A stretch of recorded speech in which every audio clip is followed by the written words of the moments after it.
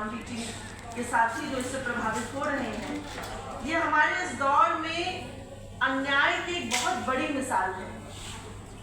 और दुख की बात है कि ये न्याय व्यवस्था से इस तरह के फैसले हमें सुनने को मिल रहे हैं। ये प्रेस क्लब का ये कमरा, ये वही जगह है जहां भी चंद हफ्तों पहले हमने प्रोफेसर अली खान महमूदाबाद के लिए एक प्रेस कॉन्फ्रेंस की थी।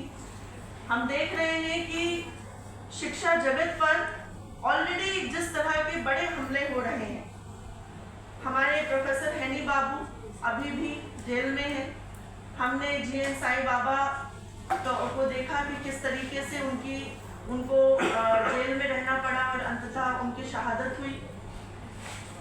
लगातार हमारे अन्य प्रोफेसर्स जो हैं वो इस तरह के विक्टिमाइजेशंस को झेल रहे हैं। शिक्षा जगत इस समय बहुत बड़े संकट से गुजर रहा है।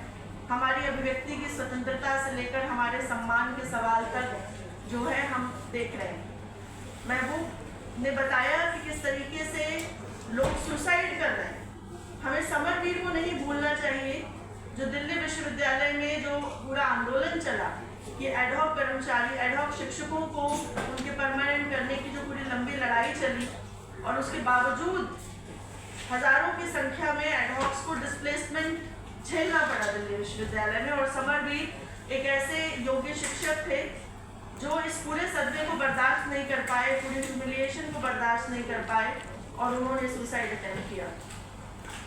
तो आज बिल्कुल सही कहा प्रोफेसर गोपाल प्रधान ने कि ये लड़ाई आज स्कूल शिक्षा और उच्च शिक्षा के बाइफर्केशन को से नहीं देखना चाहिए उस रूप में, बल्कि इस समय ये एक साझी लड़ाई का हिस्सा है और हम सभी इसमें शामिल हैं, अपने आप को शामिल मानते हैं। और इसलिए भी शामिल मानते हैं कि ये सिर्फ लिवलीहुड का सवाल नहीं, एजुकेशन को जिस तरह से टारगेट किया जा रहा है वो भी एक मसला है जो उतना ही इम्पोर्टेंट है।